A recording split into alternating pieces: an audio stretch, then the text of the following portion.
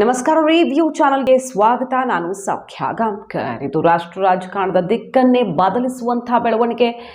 NDAಗೆ ಈಗ ಎದುರಾಗಿದೆ ಅಸಲಿ ಆಘಾತ. Modi Shah big operation secret ಅಡಗಿರೋದೇ ಇಲ್ಲ. ಕೆಲವೇ ದಿನಗಳಲ್ಲಿ ಇದಕ್ಕೆ ಉಪಾಯ ಹುಡುಕದೇ ಇದ್ರೆ ಏನಾಗಬಹುದು ಪರಿಸ್ಥಿತಿ? ಮಾಹಿತಿ ಮುಂದೆ ಇಡ್ತಾ ಇದೀವಿ. ಮಿಸ್ ಮಾಡಿದ್ರೆ ನಮ್ಮ ಚಾನಲ್ನ ಸಬ್ಸ್ಕ್ರೈಬ್ ಮಾಡಿ, ನಿಮ್ಮ ಅಭಿಪ್ರಾಯ ಕಮೆಂಟ್ ಮಾಡಿ ತಿಳಿಸಿ. ಎಸ್ ವೀಕ್ಷಕರೇ, ಸದ್ಯ ಈಗ ರಾಷ್ಟ್ರ ರಾಜಕಾರಣದಲ್ಲಿ ಲೋಕಸಭಾ ಚುನಾವಣೆಯ ಫಲಿತಾಂಶದ ಬಳಿಕವೇ ವಾತಾವರಣ ಬದಲಾಗಿದೆ. ಇಷ್ಟು ವರ್ಷಗಳ ಕಾಲ ಮೋದಿ ಹೇಳ್ತಾ ಇದ್ದಿದ್ದು, ಬಿಜೆಪಿ ಸರ್ಕಾರ ಹೇಳ್ತಾ ಇದ್ದಿದ್ದೇನು, ಸರಿಯಾದಂತಹ ವಿರೋಧ ಪಕ್ಷವೇ ಇಲ್ಲ, ಗಟ್ಟಿಯಾದಂತಹ ವಿರೋಧ ಪಕ್ಷ ಇಲ್ಲ, ಅಧಿಕೃತ ವಿರೋಧ ಪಕ್ಷ ಸ್ಥಾನಮಾನ ಪಡ್ಕೊಳ್ಳುವಷ್ಟು ಸೀಟ್ಸ್ ಕೂಡ ಅದಕ್ಕಿಲ್ಲ, ಬೆನ್ನೆಲುಬಿಲ್ಲದಂತಹ ಪಕ್ಷಗಳು ಅಂತ ವಾಗ್ದಾಳಿ ನಡೆಸ್ತಾ ಇದ್ರು. ಆದ್ರೆ ಈ ಸಲ ಅಷ್ಟು ದೊಡ್ಡ ಪೆಟ್ಟು ಬಿತ್ತು ಬಿಜೆಪಿಗೆ. ಕಾಂಗ್ರೆಸ್ಗೆ ಬಲ ಬಂದಿದೆ. ಕಾಂಗ್ರೆಸ್ಗೆ ಅನ್ನೋದಕ್ಕಿಂತ ಒಕ್ಕೂಟ INDIAಗೆ ವಿರೋಧ ಪಕ್ಷಗಳೆಲ್ಲ ಸೇರಿ ಬಿಜೆಪಿಯನ್ನ ಬಗ್ಗಿಸಿರೋದು ಹೌದು ಈ ಸಲ. ಹಾಗಾಗಿ ಲೋಕಸಭೆಯಲ್ಲೂ ಒಂದು ಕಡೆ ಮಿತ್ರ ಪಕ್ಷಗಳ ಆಧಾರದಲ್ಲಿಯೇ ಬಹುಮತ ಉಳಿಸ್ಕೊಳ್ಬೇಕಾದಂತಹ ಪರಿಸ್ಥಿತಿ, ಅಷ್ಟು ದೊಡ್ಡ ಸವಾಲಿರುವಾಗ ಈಗ ಇನ್ನೊಂದು ಆಘಾತ. ಅದು ಎಕ್ಸ್ಪೆಕ್ಟೆಡ್, ಅನ್ಎಕ್ಸ್ಪೆಕ್ಟೆಡ್ ಏನಲ್ಲ, ಗೊತ್ತಿದ್ದಿದ್ದೆ. ಆದ್ರೆ ಇದು ಬಹಳ ದೊಡ್ಡ ವಿಚಾರ. ರಾಜ್ಯಸಭೆಯಲ್ಲಿ ಅಲ್ಪಮತಕ್ಕೆ ಕುಸಿದಿದೆ NDA, ಬಹುಮತವನ್ನು ಕಳೆದುಕೊಂಡಿದೆ. 4ರ ಅವಧಿ ಮುಕ್ತಾಯ ಆಗ್ತಾ ಇದ್ದ ಹಾಗೆ ಈಗ NDA 101ಕ್ಕೆ ಇಳಿದಿರೋದು. 12 ಸ್ಥಾನಗಳ ಕೊರತೆ ಎದುರಾಗಿದೆ ಈಗ NDAಗೆ.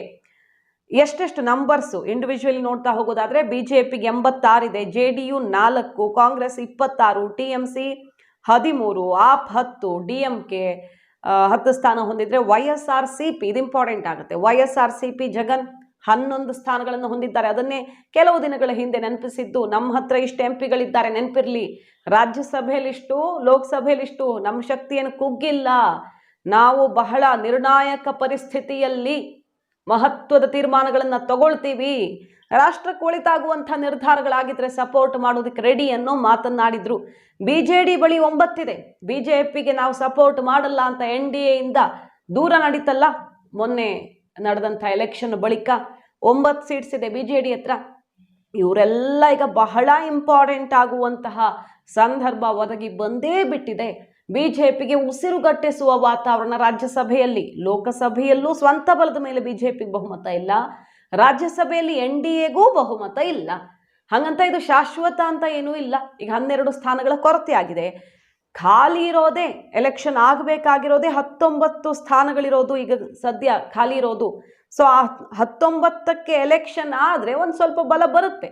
ಈ ವರ್ಷದ ಕೊನೆಗೆ ನವೆಂಬರ್ ಆಸುಪಾಸಲ್ಲಿ ಎಲೆಕ್ಷನ್ ಆಗೋದಿಕ್ಕಿದೆ. ಆಗ ಒಂದಿಷ್ಟು ಸ್ಥಾನಗಳು ದಕ್ಕಬಹುದು. ವಿಶೇಷವಾಗಿ ಮಧ್ಯಪ್ರದೇಶ, ರಾಜಸ್ಥಾನ, ಇಲ್ಲೆಲ್ಲ ನಿರೀಕ್ಷೆ ಜಾಸ್ತಿ ಇದೆ ಬಿಜೆಪಿಗೆ. ಹೆಚ್ಚು ಸ್ಥಾನಗಳನ್ನ ಗೆಲ್ಲಬೇಕು ಅನ್ನೋ ನಿರೀಕ್ಷೆಯಲ್ಲಿರೋದು. 2 ವರ್ಷಗಳ ಬಳಿಕ ಅವಧಿ ಪೂರ್ಣ ಆದ್ಮೇಲೆ ಎಲೆಕ್ಷನ್ ಆಗತ್ತಲ್ಲ, ಆಗ ಈಗ ಆಂಧ್ರದಲ್ಲಿ ಭರ್ಜರಿಯಾಗಿ ಗೆದ್ದಿರುವಂತಹ TDPಗೆ ಬಲ ಬರುತ್ತೆ. ಜಗನ್ ಗೆದ್ದುಕೊಂಡಿದ್ರಲ್ಲ, ಈಗ TDP ಗೆಲ್ಲುತ್ತೆ ಸಂಖ್ಯಾಬಲದ ಆಧಾರದಲ್ಲಿ. ಹಾಗಾಗಿ ಮಿತ್ರ ಪಕ್ಷಗಳ ಮೇಲಿನ ಅವಲಂಬನೆ ರಾಜ್ಯಸಭೆ ಲೋಕಸಭೆ ಎರಡೂ ಕಡೆ ಜಾಸ್ತಿ ಆಗುತ್ತೆ, ಬಿಟ್ರೆ ಕಡಿಮೆ ಅಂತೂ ಆಗಲ್ಲ. ಮಿತ್ರ ಪಕ್ಷಗಳನ್ನ ಕೇಳಿಕೊಂಡೇ ಹೆಜ್ಜೆ ಇಡಬೇಕಾದ ಪರಿಸ್ಥಿತಿ ರಾಜ್ಯಸಭೆಯಲ್ಲೂ ಬಂದೊದಗಿದೆ. ಈಗ ಅದೂ ಇಲ್ಲ. ಪೂರ್ಣವಾಗಿ ಮಿತ್ರರು ಸಪೋರ್ಟ್ ಮಾಡಿದ್ರೂ ಸಾಕಾಗುವಷ್ಟಿಲ್ಲ. ಅಲ್ಲಿಗೆ ಮೋದಿ ಅಮಿತ್ ಶಾಗೆ ಇದು ಎಷ್ಟು ದೊಡ್ಡ ಆಘಾತ ಅಂದರೆ, ಹಿಂದಿನ ಅವಧಿಯಲ್ಲಿ ಏನೇನು ಮಾಡಿದ್ರು, ಆರ್ಟಿಕಲ್ 370 ಇಂಥ ನಿರ್ಧಾರಗಳನ್ನು ತಗೊಳ್ಳೋದಕ್ಕೆ ಹೇಗೆ ಸಾಧ್ಯ ಆಯಿತು, ಟ್ರಿಬಲ್ ತಲಾಕ್ ಬ್ಯಾನ್, ಇದೆಲ್ಲ ಹೇಗೆ ಸಾಧ್ಯ ಆಯಿತು ಅಂತ ಕೇಳಿದ್ರೆ, ಬಹುಮತ ಮೊದಲ ಅವಧಿಯಲ್ಲಿ ಇರಲಿಲ್ಲ. ಆದರೆ ಹೊರಗಡೆಯಿಂದ ಸಪೋರ್ಟ್ ಮಾಡೋರಿದ್ರು. ಜಗನ್ ಸಪೋರ್ಟ್ ಮಾಡ್ತಾ ಇದ್ರು, BJD ಸಪೋರ್ಟ್ ಮಾಡ್ತಾ ಇದ್ರು. ಅಂತಹ ಸಂದರ್ಭಗಳಲ್ಲಿ ಕಂಡೀಷನಲ್ ಸಪೋರ್ಟನ್ನು ಕೊಡ್ತಾ ಇತ್ತು. ಆದರೆ ಈಗ ಅವರೂ ದೂರ ಆಗಿದ್ದಾರೆ. TDP ಜೊತೆಗಿರುವಾಗ ಜಗನ್ ಸಪೋರ್ಟ್ ಕೇಳೋದು ಕಷ್ಟ. BJD ಬೇರೆ ದೂರ ಆಗಿಬಿಟ್ಟಿದೆ. 2ನೇ ಅವಧಿಯಲ್ಲಿ ಇದ್ದಷ್ಟು ಸ್ವಾತಂತ್ರ್ಯ ಮತ್ತೆ ಬಲ ನಿಜಕ್ಕೂ ಈಗ ಅದನ್ನು ಊಹೆ ಮಾಡ್ಕೊಳ್ಳೋಕ್ಕೂ ಆಗದ ಪರಿಸ್ಥಿತಿಗೆ ಬಿಜೆಪಿ ಬಂದು ತಲುಪಿದೆ.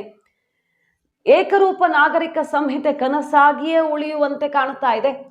ಭಾರತ ಅಭಿವೃದ್ಧಿ ಈ ಮೂಲಕ ಸಾಧ್ಯ ಅನ್ನೋ ಕನಸು ಕಂಡಿದ್ರು ಮೋದಿ ಶಾ. CAA ಏನೋ ಕೊನೆಗೆ ಪಾಸ್ ಮಾಡಿದ್ದಾಯ್ತು. ಆದರೆ ಈಗ ಏಕರೂಪ ನಾಗರಿಕ ಸಂಹಿತೆ ಮಾಡಲೇಬೇಕು ಅಂತ ಅಭಿಪ್ರಾಯ ಸಂಗ್ರಹ ಮಾಡಿ ಮುಸಲ್ಮಾನ್ ಮಹಿಳೆಯರದ್ದು ಭರ್ಜರಿ ಸಪೋರ್ಟ್ ಎಲ್ಲ ಸಿಕ್ಕಿತ್ತಲ್ವಾ, ಅಧ್ಯಯನ ಆಗಿತ್ತಲ್ವಾ, ಒಂದು ಹಂತಕ್ಕೆ ಮಾಡೇ ಬಿಡ್ತಾರೆ.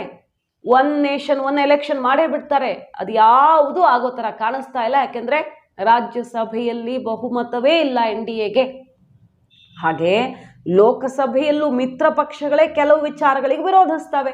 ಹೇಳೋದಕ್ಕಾಗಲ್ಲ, ಎಲ್ಲದಕ್ಕೂ ಮಿತ್ರ ಪಕ್ಷಗಳು ತಾಳ ಹಾಕಲೇಬೇಕು ಅಂತಿಲ್ಲ. ಮೋದಿ ತಗೊಂಡ ನಿರ್ಧಾರಕ್ಕೆಲ್ಲ NDA ಮಿತ್ರ ಪಕ್ಷಗಳು ಒಪ್ಕೊಳ್ಬೇಕಂತಿಲ್ಲ. ಫಾರ್ ಎಕ್ಸಾಂಪಲ್ ನೋಡಿ, ಈಗ ಅಗ್ನಿವೀರ್ ಯೋಜನೆಯಲ್ಲಿ ಮಿತ್ರ ಪಕ್ಷಗಳ ಒತ್ತಡಕ್ಕೆ ಮಣಿದಂತಹ ಸರ್ಕಾರ ದೊಡ್ಡ ಬದಲಾವಣೆಯನ್ನ ಮಾಡೋದಕ್ಕೆ ಹೊರಟಿದೆ. ಅಗ್ನಿವೀರರಾಗಿ ನಿವೃತ್ತ ಆದ್ಮೇಲೆ, ಅಂದ್ರೆ ಅವರ ಅವಧಿ ಮುಗಿದ ಮೇಲೆ ಬೇರೆ ಬೇರೆ ಕಡೆ ಅವ್ರಿಗೆ ಮೀಸಲಾತಿ ಅದು ಇದು ಅವಧಿ ಜಾಸ್ತಿ ಮಾಡೋದು, ಟ್ರೈನಿಂಗ್ ಜಾಸ್ತಿ ಮಾಡೋದು, ಅವ್ರಿಗೆ ಆಮೇಲೆ ಕೊಡುವಂತಹ ಪರಿಹಾರದ ಹಣ ಜಾಸ್ತಿ, ಎಲ್ಲ ಬದಲಾವಣೆ ಮಾಡಲೇಬೇಕಾದ ಅನಿವಾರ್ಯತೆ ಮಾಡ್ತಾ ಇದೆ. ಈಗ ಅಗ್ನಿವೀರ್ ಸ್ಕೀಮ್ ಬಗ್ಗೆ ಎಷ್ಟು ಆಕ್ರೋಶ ವ್ಯಕ್ತವಾಯ್ತಲ್ವ. ರಾಹುಲ್ ಗಾಂಧಿ ಸೇರಿದಂತೆ ಪ್ರತಿಪಕ್ಷಗಳಿಗೆ ಅಸ್ತ್ರ ಆಗಿತ್ತು, ಮಿತ್ರ ಪಕ್ಷಗಳಿಗೂ ಅಸಮಾಧಾನ ಇದೆ, ಅದನ್ನು ಬದಲಾಯಿಸ್ತಿದ್ದಾರೆ. ಈಗ ಅಂತಹ ಪರಿಸ್ಥಿತಿ ಒಂದ್ ಕಡೆ ಆದ್ರೆ, ದಿಟ್ಟ ನಿರ್ಧಾರಗಳನ್ನು ತಗೊಳ್ತಾರೆ ಅಂತಾನೆ ದೇಶಕ್ಕೆ ಮೆಚ್ಚುಗೆಯಾಗಿರುವಂತಹ ಮೋದಿ ಅವರನ್ನ ಅಷ್ಟು ಅಭಿಮಾನದಿಂದ ಕಾಣ್ತಾ ಇದ್ದ ಜನ ಅದನ್ನ ನಿರೀಕ್ಷೆ ಮಾಡೋಕ್ಕಾಗಲ್ಲ ಇನ್ನು ಮುಂದೆ.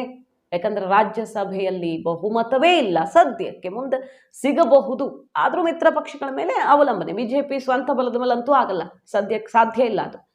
ಹಾಗಾಗಿ ದಿಟ್ಟ ನಿರ್ಧಾರಗಳು, ಮತ್ತು ಯಾವ್ದು ನಿರೀಕ್ಷೆ ಇತ್ತಲ್ಲ ಮೋದಿ ಮತ್ತೊಮ್ಮೆ ಬಂದ್ರೆ ಮಾಡ್ತಾರೆ ಅಂತ ಅವರ ಫಾಲೋವರ್ಸ್ಗೆ ಮತ್ತು ಬಿಜೆಪಿ ವೋಟ್ ಹಾಕಿದವ್ರಿಗೆ, ಏಕರೂಪ ನಾಗರಿಕ ಸಂಹಿತೆ, ಒನ್ ನೇಷನ್ ಒನ್ ಎಲೆಕ್ಷನ್, ಸುಮಾರು ವಿಚಾರಗಳಿವೆ ಬಿಜೆಪಿ ಅಂದುಕೊಂಡಿದ್ದು.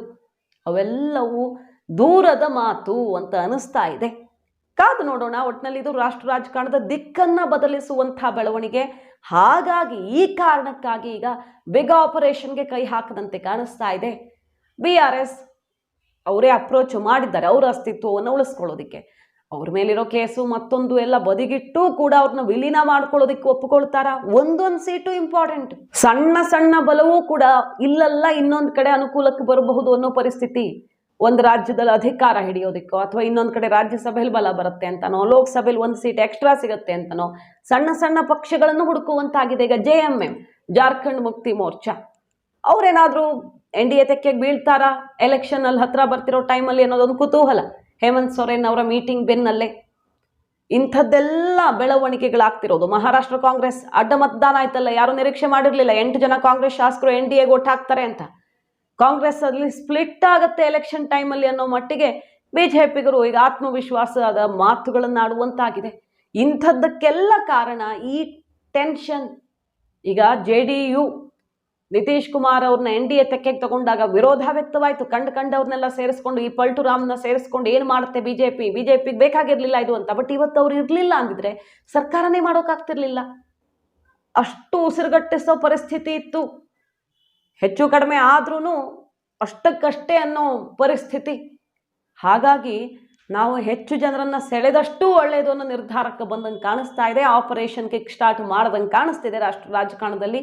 ಕಾದು ನೋಡಬೇಕು. ಮಾಹಿತಿ ನಿಮ್ಗೆ ಇಷ್ಟ ಆಗಿದ್ರೆ ಮಿಸ್ ಮಾಡದೆ ನಮ್ಮ ಚಾನಲ್ನ ಸಬ್ಸ್ಕ್ರೈಬ್ ಮಾಡಿ. ನಿಮ್ಮ ಅಭಿಪ್ರಾಯ ಕಮೆಂಟ್ ಮಾಡಿ ತಿಳಿಸಿ. Thank you.